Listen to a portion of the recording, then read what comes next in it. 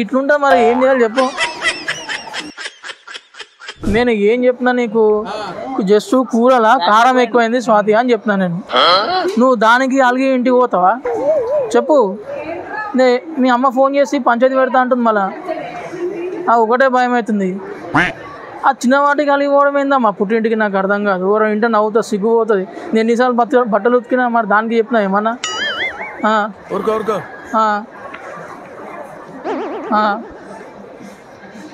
మరి ఇట్లుంటా మరి ఏం చేయాలి చెప్పు.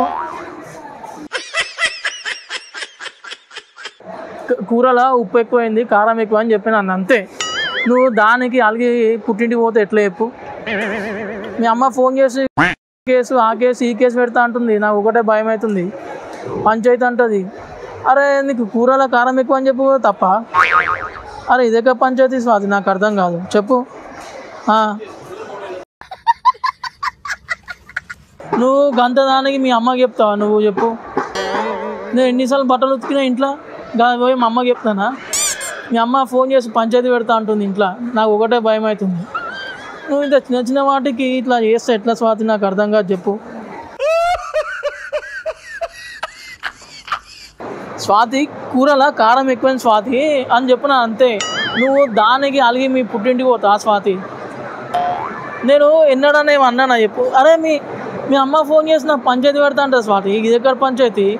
నేను అన్నిసార్లు బట్టలు ఉతికినప్పుడు అయితే ఏం లేదా స్వాతి. కాదు కూరలో కారం ఎక్కువైందంటే అలుగుతారా స్వాతి. నువ్వు నీకు దండం పెడతాను అమ్మ తల్లి.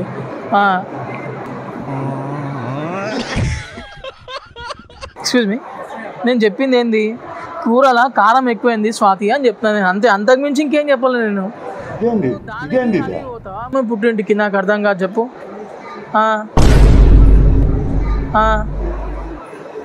నేను ఏం చెప్తున్నాను నేను చెప్పు. మీ అమ్మ పంచాయతీ పెడతా అంటుంది. మిమ్మల్ని ఎక్కడో చూసినట్టుందండి. Flash back. ఎవరో చెప్తే నవ్వుతారు స్వాతి. మీ అమ్మ ఫోన్ చేసి పంచాయతీ పెడతా అంటుంది, నాకు ఒకటే భయం అవుతుంది. మా దోస్తుగానాలు చెప్పారు, అదే పెళ్లి గిరి పెట్టుకోకూరా నాయన ఈ పంచాయతీలు ఉంటారని చెప్పాను.